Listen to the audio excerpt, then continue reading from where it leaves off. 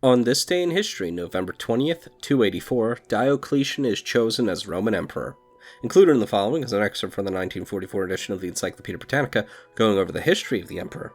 Diocletian, Gaius Aurelius Valerius Diocletianus, born 245 AD, died 313.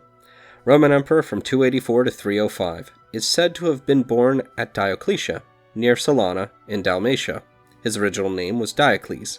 Of humble origin, he held important military commands under the emperors Probus and Aurelian, and accompanied Carus to the Persian War. After the death of Numerianus, he was chosen emperor by the troops at Chalcedon on September 17, 284, and slew with his own hands Arrius Aper, the prefect of the Praetorians. Having been installed at Nicomedia, he received general acknowledgment after the murder of Carinus.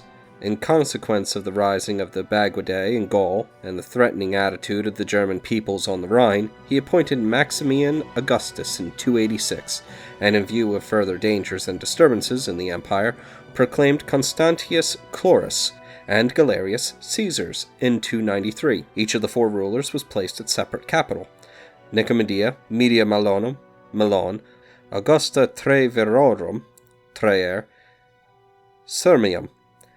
This amounted to an entirely new organization of the empire, on a plan commensurate with the work of government which it now had to carry on. Diocletian abdicated his sovereignty on May 1, 305, and retired to Salona, where he died 8 years afterwards. Others give 316 as the year of his death. The end of his reign was memorable for the persecution of the Christians. He hoped to strengthen the empire by reviving the old religion, and the church as an independent state appeared to be a standing menace to his authority. Under Diocletian, the Senate became a political nonentity. The last traces of republican institutions disappeared and were replaced by an absolute monarchy. He wore the royal diadem, assumed the title of Lord, and introduced the whole ceremonial of Eastern monarchy.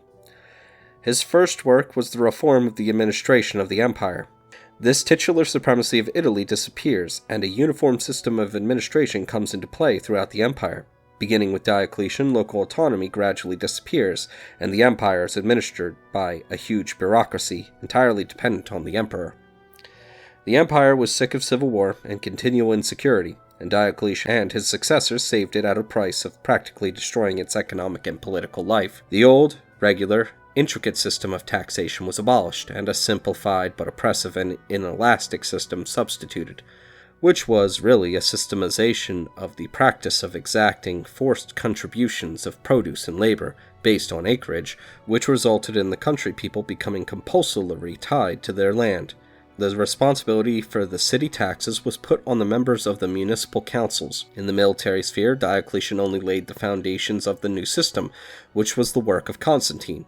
But he took the first step by largely increasing the numbers of the army. His attempted stabilization of prices was a failure. In addition, he adorned the city with numerous buildings such as the Thermae, of which extensive remains are still standing. The problem before Diocletian was much the same as that before Augustus, but the conditions were much more unfavorable. By his genius, Augustus succeeded in restoring not only the state, but also the prosperity of the people. Diocletian and Constantine sacrificed the interests of the people to the preservation of the state.